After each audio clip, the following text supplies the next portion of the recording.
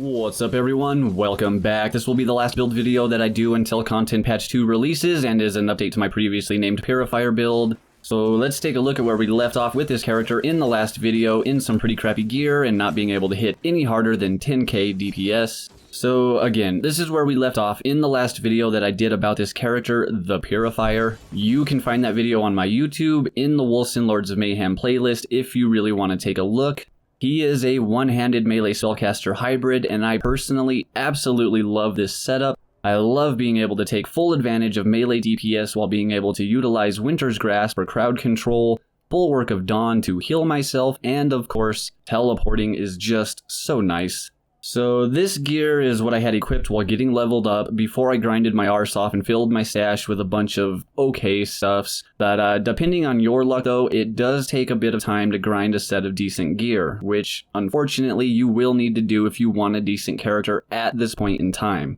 The balancing in the game at the current moment is very heavily leaning towards gear, to the point that you should be able to at least double or even triple your DPS with just gear. So I built this character on all toughness, but if you personally prefer a glass cannon, then all ferocity would be the way to go.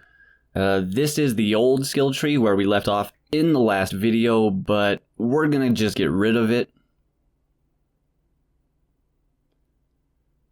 So we are going to reset our passive points. I'm going to come over here and rotate the rings around. It was already lined up, but my OCD wants the Retaliator node on the other side. So we just spin the second ring around. I'm going to exit out of the Gate of Fates and click the ground before I try to input my points. I don't know why, but that seems to help me get the rings to line up correctly when I put the points back in. Alright, so now we are going to start in Soldier, grabbing melee weapon damage and attack damage up into Praetorian just to get over to the Retaliator node and then one of the little nodes next to it. Then over into Sentinel, grabbing more melee weapon damage and attack damage just to get up into Kabbalist, going up to Insidious Decay, over and up to Immortal Offering, around to Power of the First Men, and on up to Grievous Afflictions.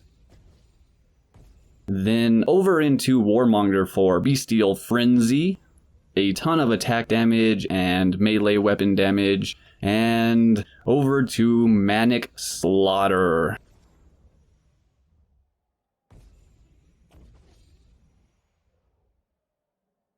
Alright, so far, the only thing I have changed with this build is the skill tree. I am still spec'd all toughness, and I'm still in that crappy gear, but we're gonna go ahead and jump into a dungeon for a second so that you can see that even in crappy gear, without that Genesis helmet, you will still apply elements and you will still gain that damage boost from it. Which is also why our current DPS appears to be so low, because we need to first kill an enemy and get all of our other buffs up as well. And well, that Bleeding Edge did not hit anything at all, but there you go, 16k and 14k damage. We pretty much just doubled our damage and all we did was redo the skill tree. So for those who did not see my last video, the dual dagger build video, this skill tree is built entirely around melee damage and the Kabbalist section of the skill tree. Within Kabbalist, you will be grabbing a node that grants increased damage after killing an enemy that is afflicted with ailments. 15% damage for each ailment stack on that enemy, up to 5 stacks per damage type. We are also doing 4% increased damage for each enemy within melee range, and the more rage you have, the more damage you deal. This is why the damage is so sporadic and constantly fluctuating.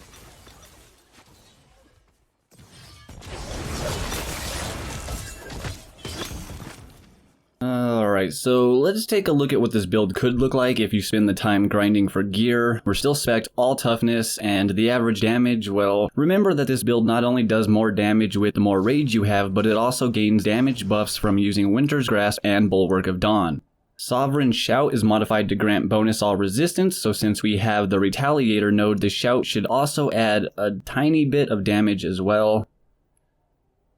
And as you can see here, we are, still using the skill tree that we just put in, yada yada.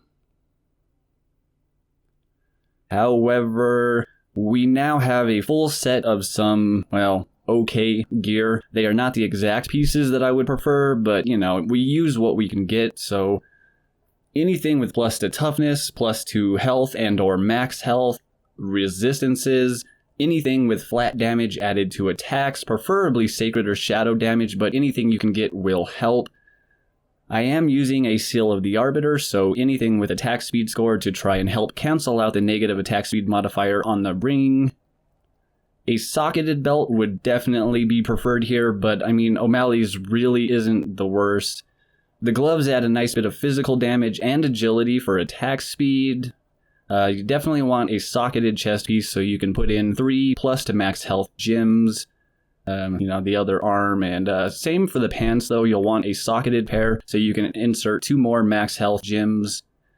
And besides all the other stats, you will definitely want some movement speed on your boots. And this is why I call this build the Purifier, but in all honesty, it's not the best catalyst to use. The transfer time from willpower to rage really foxes me sometimes, and I would prefer to have a 3-socketed legendary with flat damage added to attacks. I finally found a one-handed mace, which does more damage than anything else I have found yet. Again, 3-socketed with sacred damage added to attacks. And last but certainly not least, I almost forgot to even show it, Genesis. I don't care so much about the Bulwark of Dawn that it can cast, and the healing from it isn't that good anyways, but when an enemy is afflicted with stacks of weakness, unleash a Shadow Nova that deals AoE shadow damage. That is what I wish to proc more often, so that is why sacred damage added to attacks wherever I can get it, and that 213 to max health, 15 to all resistances scores, and 226 force shield really are just amazing for survivability. So I know that it's very tough to get it, but if you can get it, you definitely want it. Alright, let's take a look at the skills, starting with Bulwark of Dawn, and is modified to have increased duration, grants bonus all resistance while inside the area, grants sacred damage to attacks while standing in the area, and the healing area follows the player it was cast on. Winter's Grasp, modified to have increased area of effect, reduced cooldown, increased freeze duration, and gives a buff that allows you to deal additional damage based on the base element of this skill. Bleeding Edge, modified to have increased rotation speed, increased area of effect. The axe keeps spinning for a short duration after being thrown at an increased cost and reduced damage, and damage dealt by this ability now gives a life leech. However, you could probably take this one out and remove increased rotation speed to then grab the axe that now follows you as you move. A lot of people seem to prefer that one. Okay, Sovereign Shout, modified to grant a bonus to all resistance per enemy hit by the shout, increases the effectiveness of all buffs granted by this skill and other skills, increases the duration of buffs granted by this skill, and enemies hit by the shout gain stacks of weakness. Ether Jump, modified to have increased teleport range. Enemies near the beginning and the end of the teleport are afflicted with stasis. Casting this ability removes all crowd control effects and can be cast multiple times at an increased cost. Mark of Impurity, modified as marked enemies are now more vulnerable. Enemies killed while under the effect explode and deal damage based on the target's max health in an area around them, and Mark of Impurity now spreads to surrounding units on the death of the target. Wings of Ishmir, modified to have greater rage generation, increased flight speed, stuns on impact, and converts base physical damage to sacred damage with increased chance of applying weakness.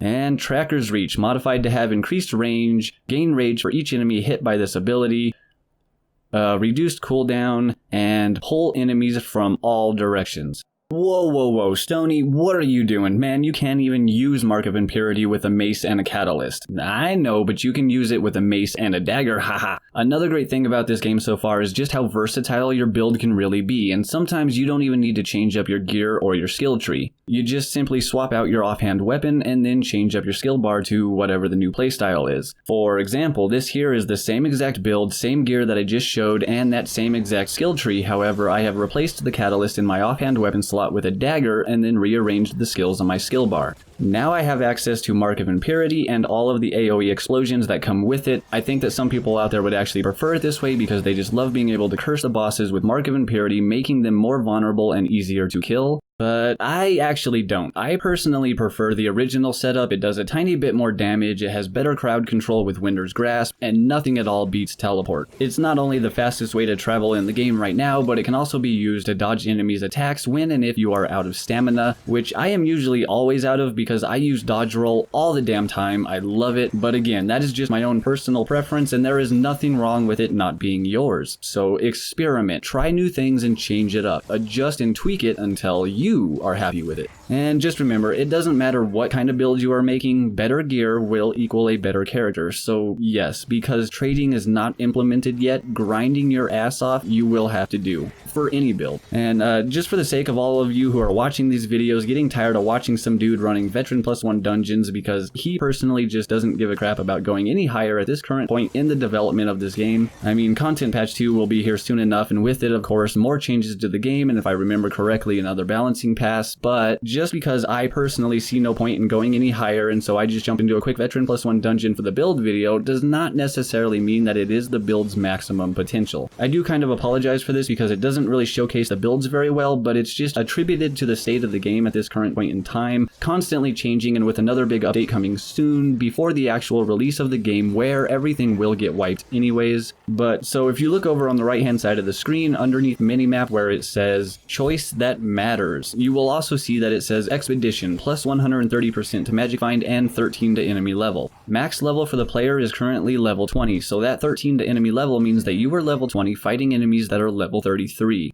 These are the Veteran +4 dungeons, and where I pulled a full stash tab of legendaries and a full inventory of uniques from for the thumbnail on that Veteran +4 sweet spot video that I did a while back. Now, my magic find in Vet 4 is not like it was back then. I don't find anything more in Vet 4 than I do in Vet 1 currently, and I already have a stash tab full of flawed gems, so I don't really even need to kick it up to Vet 2 just to get flawed gems anymore. But again, that's just me. I've been around this project for a while now, and I have grinded the crap out of it. At this point, I'm only missing like 3 of the 36 or something uniques that are currently in the game, and I have put in another few hundred hours worth of grinding this patch. I am done. More uniques are coming with Content Patch 2, new skills, etc, and I just don't want to burn myself out before then, because I will be back to grinding again when Content Patch 2 releases. But if you are still grinding away, or especially if you are new, then by all means have at it. I hope you have fun and enjoy the game. Zone out for hours admiring the amazing artwork and the graphics as your computer slowly melts to death.